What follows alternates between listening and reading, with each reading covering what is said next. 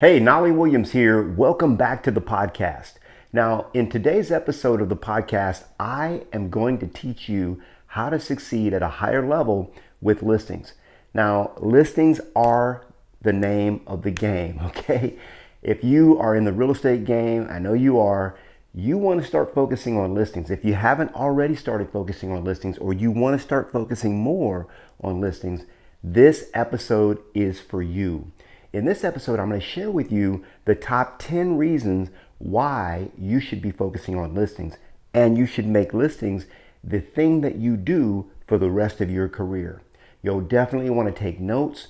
You'll want to open your mind, expand your mind, be open-minded, because this is the kind of information that your subconscious needs to hear in order to build your belief around listings. Listings is the name of the game. In an up market, listings. In a down market, listings. And in the market that we're coming into right now, where you're going to need more skills, listings is the name of the game. It's what's going to differentiate you from every other agent in town. All right, enjoy the podcast. Welcome to the Success with Listings podcast, where we help you get success in the real estate game the easy way. Now you can get off the roller coaster of feast and famine and out of the rat race of competing with every other agent in town. Hi, I'm Knolly Williams. I took over 1,000 listings during my first 10 years in the real estate game, and in this podcast, I show you how to have success with listings. Let's go. Top tools, okay? Now, what's your one thing? What's the one thing that I can do to get more listings such that by doing it, everything else would be easier or unnecessary? What's the one thing that I could do to get more listings such that by doing it, everything else would be either easier or unnecessary? I asked myself this question. This comes from a book called The One Thing by Gary Keller. This question does. And you can insert into get more listings, you can insert anything in there, any phrase. And then you ask yourself, what is that one thing that I could do such that by doing it, everything else would be easier or unnecessary? Any thoughts? Like, what would be the one thing you could do right now today to get more listings? That if you could do that one thing, all the other stuff that you do would be either easier to do or not even necessary. Let's hear some answers. Call your sphere. Call my sphere of influence. That's one. It's one thing. What else? If you could pick one thing, guys, and like that was the one thing you could hold your hat on and that's it. You're going to run this for a year. Call past clients. Call past clients, okay? Pretty much the SOI, same thing, yeah. Farm a new neighborhood. Farm a new neighborhood is the one thing you get to do, okay?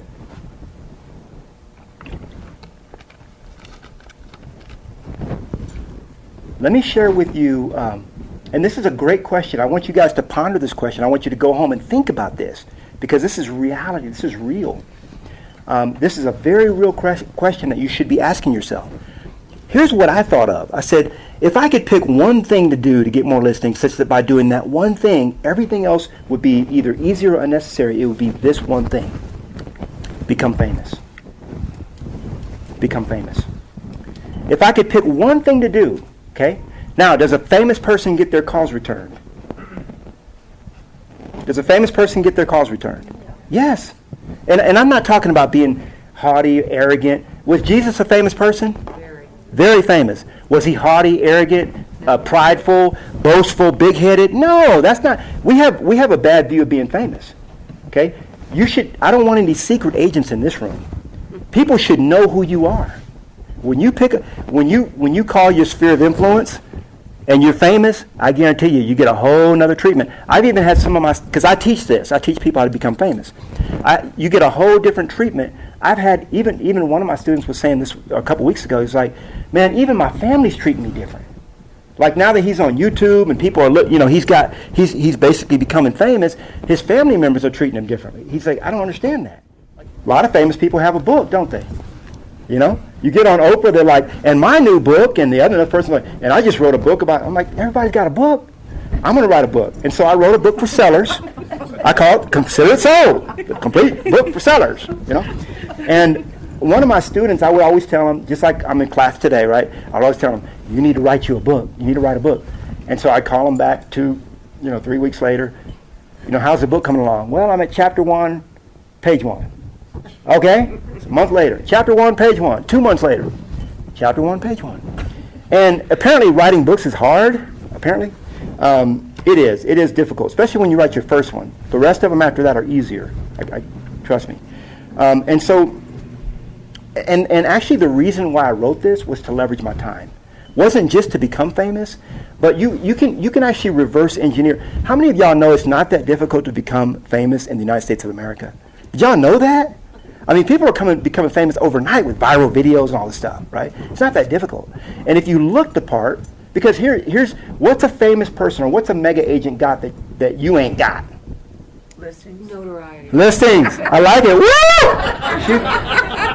Listings. She went right to it. I like that. Write that down. You're right about that. The only thing but really, from a standpoint of being able to know the business, that's good. To work the client, to help the client to achieve their goals, any of y'all could do just as well as I can. Okay, it's just that in what I've done is I've gotten the seller to believe that what I offer is better because I'm on a book. That's it. It's there's nothing else. And a lot of our biggest challenge is just to get over that hurdle where the seller would just say, I'm ready, let's go, right? Now, the reason I wrote it, though, also was to leverage my time, because I noticed, and you guys might notice this too, that a lot of times when you go on listing appointments or when you're on a listing call, you're saying the same thing over and over and over and over again, okay? Buyers, the same thing. So somebody's deciding to sell. I wrote chapter 1, deciding to sell, some of the reasons why people decide to sell their home. Okay, maybe you should, maybe you shouldn't. I don't know. But here's some of the reasons why people decide to sell. So if I have a seller that's in the deciding to sell stage, they really don't want to talk to me because they're thinking about it, right? It's like, hey, I'm just thinking about it, and they'll even tell you if they know you. They're like, hey, I'm just thinking about it now. Don't, you know. But what would if I were to? I'm just thinking about it. Okay. So I say, oh, you're thinking about selling? Here's my book all about selling your home, and I want you to go ahead and take that. And read chapter 1. It's going to be all about thinking about selling your home. See? And then I back away. So now I'm not selling them. They're self-selling. See, people want to self-discover. They want to go to Amazon and read about it. They don't want the manufacturer of the product to call them and tell them about it. They want to go to Amazon, read the reviews, get comfortable with it, watch a few things. Then they're ready to buy. Make sense? So that's the first chapter. Then the second chapter goes into marketing your home for sale. Okay, how are we going to do that? Then third chapter, pricing your home. What goes into pricing? How do we price it?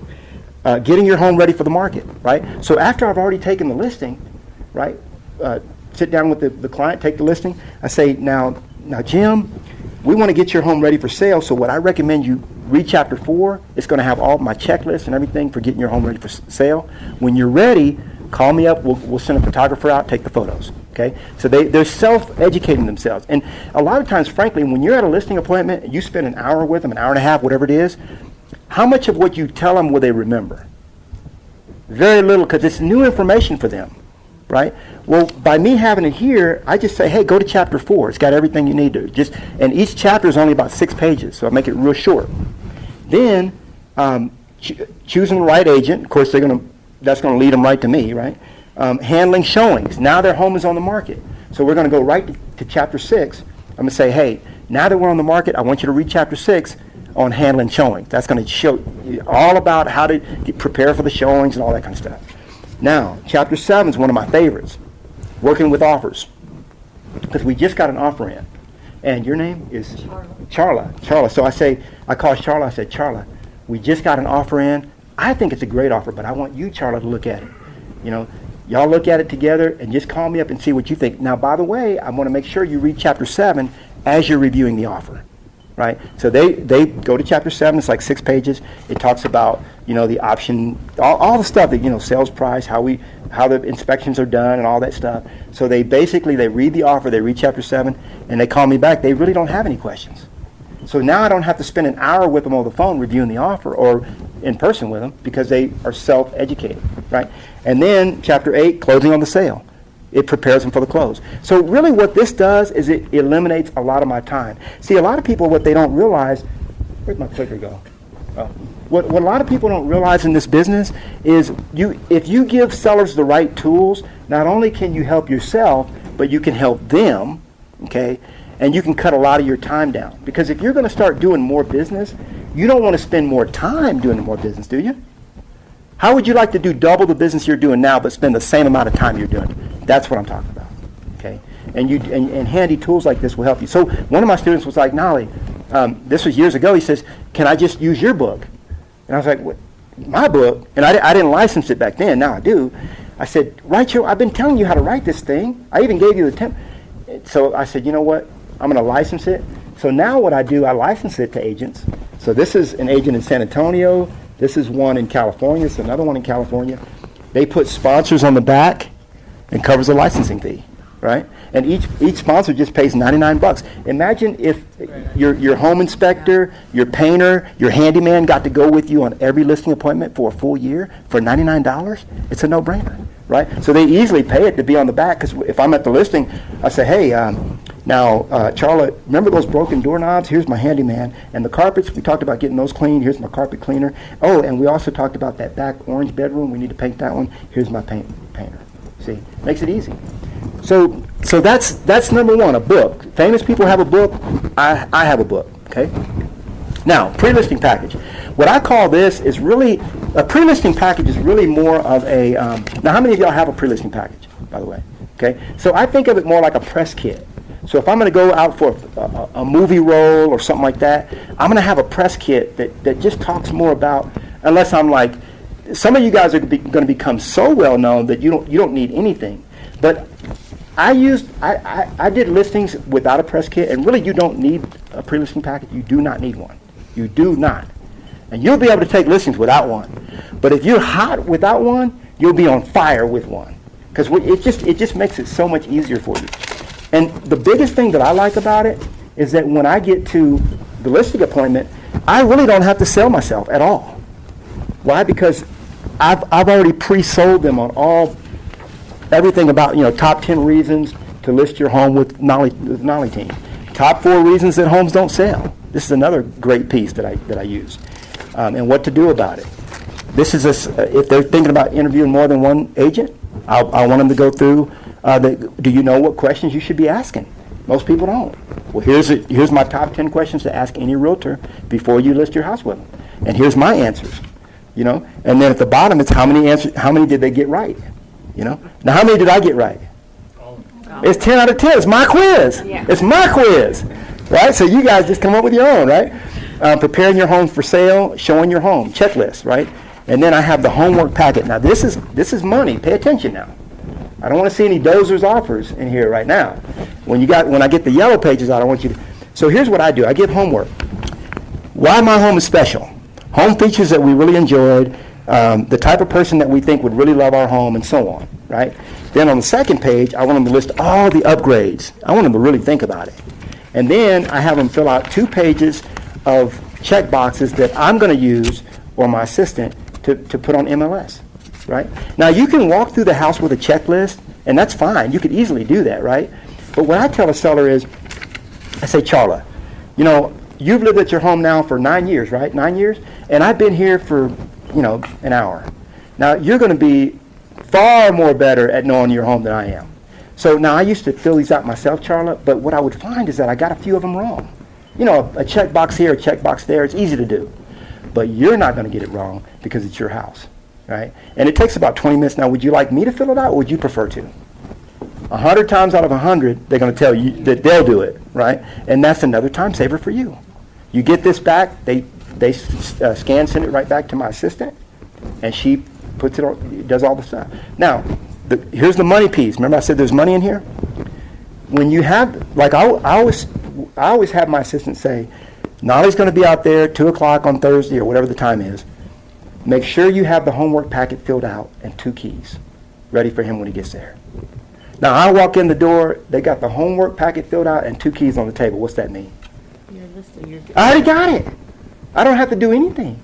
I say, so you know what I'm going to do? Now, this is a little quiz. Your name again is? Colsey. So Colsey has the homework packet filled out. She's the seller. I walk in. The homework packet's on the table like it should be, a good seller that she is. And a lot of this is to see, because if the paperwork isn't filled out and there's no keys, what does that mean? They're still interviewing? You got a little work to do, right? You got a little work to do. So you go in, it's filled out, 2 keys are there, and what's your reaction going to be? This is a quiz.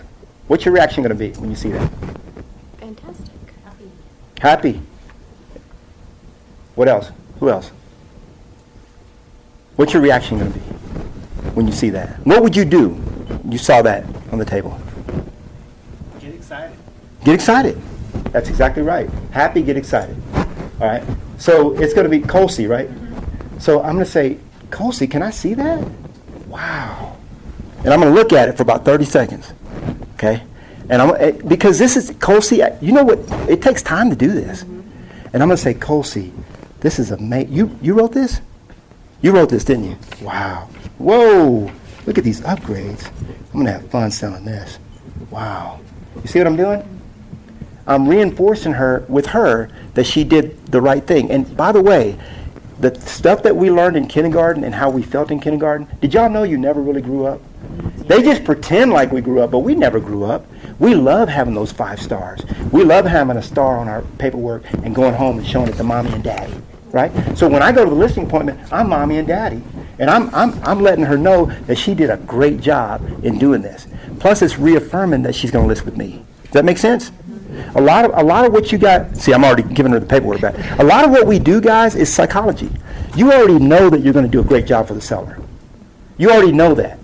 So your job is really just to win them over and get the listing, right? Now, a lot of this is having more at-bats. We'll get to that later, too. Well, thanks so much for tuning into this episode of the Success with Listings podcast. If you are serious about taking your real estate career to the highest heights, making more money and helping more clients while working less hours and spending more time with your family, be sure to get your copy of my free book, Triple My Listing, absolutely free at successwithlistings.com. Now, you want to be sure that you subscribe to the podcast and check out successwithlistings.com to get your copy of my free book. Hey, I'll see you on the next one.